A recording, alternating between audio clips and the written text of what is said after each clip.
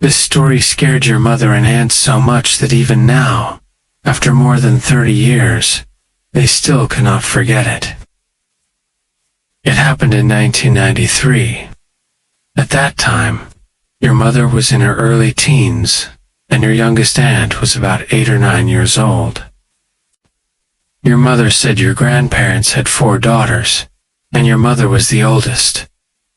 The family was very poor, so your mother and aunt had to quit school early to help with chores and take care of the younger siblings. Your mother even went to the beach to collect snails to sell for rice money. Your grandparents worked on boats going out to the sea to rake clams. They usually left around 6 or 7 p.m. with cooked food and returned around 4 or 5 in the morning. After they came home, your mother would go out to collect snails. She did this almost every day and never saw anything strange. People back then woke up early to go to the market, so the streets were never empty when your mother left. But one day, before your grandparents were about to head out, a huge storm suddenly came with heavy rain and loud thunder. Seeing the storm, your mother told them not to go, saying it was too dangerous. Your grandparents first planned to go anyway, but the rain was too heavy, so they decided to stay home. Everyone went to sleep. Your mother slept soundly until she heard a rooster crow. Since there was no clock, she thought it was already dawn and got up to prepare her tools to go collect snails. She noticed her parents had not woken up yet, which was strange because even on days they stayed home, your grandmother always woke at 4 a.m. Still, your mother thought maybe they were tired and let them sleep. She quietly packed her things and headed for the door. Just then, she heard someone whisper, "Big sister." It was your youngest aunt. Your mother asked why she was awake, and your aunt begged to go with her to collect snails. Your mother refused, but your aunt started crying loudly, so she let her come along to avoid waking everyone. They left the house together. The walk from their home to the beach took about 30 minutes, along a road lined with nipa palms. Your mother felt something was odd. Even though the rooster had crowed, the sky was still completely dark, and there was not a single person outside. She thought maybe because it had rained earlier, people were waking later than usual. They kept walking until they reached the area near the beach, where they saw Old Man too, who lived nearby. He was crouching, preparing offerings with incense and snacks. Your mother greeted him, and he asked why they were out so early. She said she heard the rooster and thought it was almost morning, but he told her it was only around 1 or 2 a.m. He was making offerings before heading out to sea. Your mother was shocked. That explained why the streets were empty. She still decided to wait at the beach until dawn so she could collect snails.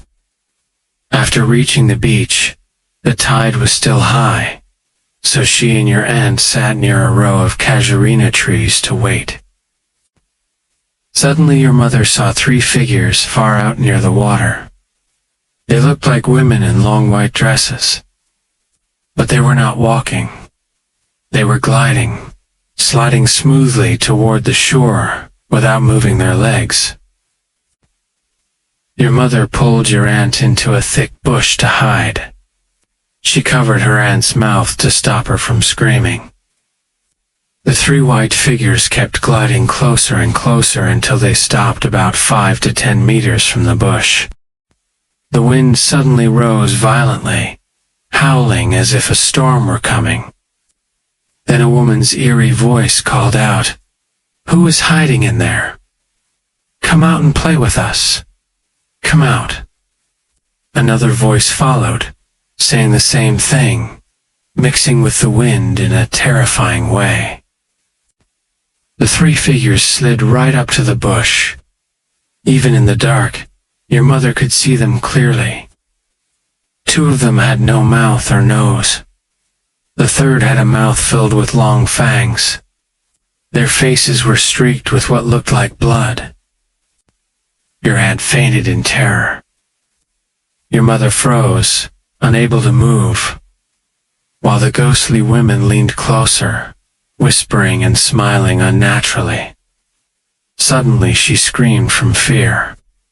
The shout alerted Old Man 2, who had not yet gone to see. He ran toward them, calling out. When he reached the bush, he saw your aunt unconscious and your mother rigid with fear. He could not see the three figures at all. He carried both children back to his house. Your mother said that even while being carried away, she could still see the three ghostly women standing far behind, smiling and gesturing for her to come back. At Old Man 2's house, they tried to wake your aunt, but she did not regain consciousness. Your mother told him everything once she calmed down. He said he had warned them to go home.